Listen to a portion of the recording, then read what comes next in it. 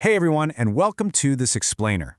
Today, we're diving straight into the incredible life and milestones of Sita. You know, she really isn't just a character. She is the absolute beating heart of the epic Ramayana. Her journey is one of those foundational stories that has literally shaped cultural ideals for centuries. So we're going to break down her path step by step, looking at the monumental events that shaped her and, of course, that profoundly enduring legacy she left behind. Right, so to truly wrap our heads around the Ramayana, we've got to start with Sita herself. We all know her as the wife of Lord Rama, sure, but her true identity is deeply rooted in three core virtues: kindness, purity, and devotion. Now, these aren't just pretty descriptive words. These are the absolute pillars of who she is. They're the driving forces behind literally every single decision she makes throughout her truly extraordinary and honestly incredibly challenging life. And here is our roadmap for today. We'll be tracking her from her birth in Mithila to the Swayambara, through a 14-year forced exile, the trial of captivity in Lanka, and finally, a triumphant return to Ayodhya. Chapter 1, Origins and the Swayamvara. Okay, what's really fascinating about Sita right off the bat is her divine origin. She wasn't born in some typical royal palace. She is, quite literally, a daughter of the earth. King Janaka actually found her as an infant lying in a furrow while he was ceremonially plowing a field. I mean, the name Sita itself literally translates to furrow. He immediately recognized her as a divine blessing and adopted her. From that breathtaking moment on, she was raised with all the love and education you'd expect for the beloved princess of Mithila. Fast forward a bit. As she grew into a brilliant young woman, it was time for her marriage, which was decided through a legendary event called the Swayamvara. Now, the challenge here was no joke. Suitors had to lift and string Lord Shiva's mighty divine bow. It was a real test of superhuman strength. Countless powerful kings and warriors completely failed at this. But Lord Rama, he achieved the impossible. He didn't just lift the bow, he actually broke it in the process.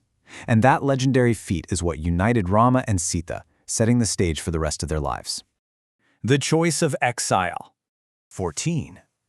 This number literally changes everything. When Rama was suddenly and unjustly sentenced to a massive 14-year exile, their whole luxurious palace life just vanished in an instant. But listen, this is where Sita's character truly shines. She wasn't banished. No one forced her to go. She made the conscious, fierce choice to leave all her comfort, wealth, and safety behind, to walk into a wild, dangerous forest right alongside her husband. It's just a profound demonstration of her agency and that absolute unwavering devotion we talked about earlier. Captivity and courage. So, life in the forest was tough, but it was relatively peaceful. That is, until the powerful demon king Ravana targeted Sita. It's a wild story. Ravana used a magical illusion of a beautiful golden deer to lure Rama away, totally deceiving them. With Rama gone, Sita was violently kidnapped and taken all the way across the ocean to the demon kingdom of Lanka.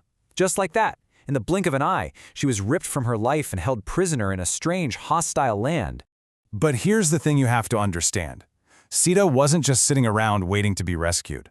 Despite many hardships, she remained brave and faithful. And that is putting it mildly. Surrounded by terrifying demons and facing immense psychological torture, she was completely defiant.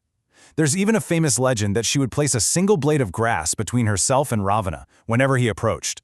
It was this powerful, silent way of saying that to her, the supposedly mighty demon king was as insignificant and powerless as a tiny piece of grass. Her inner strength during this dark period of captivity is absolutely incredible.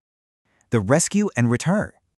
The narrative reaches its epic climax right here. First, after months of desperate searching, Rama engages in a monumental war and finally defeats Ravana. Second, after enduring unthinkable trials, Sita is successfully rescued. And third, they have this joyous, triumphant return to Ayodhya. It wasn't just a survival story, it was a massive celebration of light, love, and devotion from their people. The ultimate victory of good over evil. The legacy of Sita. We don't just define Sita by the dramatic events she survived, the exile, the kidnapping, the rescue. She's so much more than that. She is a vital part, the absolute beating heart of the Ramayana. Her very name has come to represent unwavering resilience. She serves as an enduring, timeless symbol of core human virtues that transcend the ancient text entirely. Courage, patience, Devotion. If you take anything away from this explainer, let it be these three traits. She faced unimaginable terror with courage. She endured crippling isolation with patience, and she navigated her entire life with unparalleled devotion. These aren't just ancient storybook concepts, they are a profound blueprint for how we can navigate our own modern hardships and challenges today. So I want to leave you with this question to really think about. When we look at her life, we see a totally different kind of power. How does Sita's ancient example of quiet courage and devotion challenge our modern ideas of what it means to be truly strong? Maybe true strength isn't always the loudest roar in the room. Perhaps it's that quiet, timeless resilience she showed every single step of the way. Thanks so much for joining me for this explainer.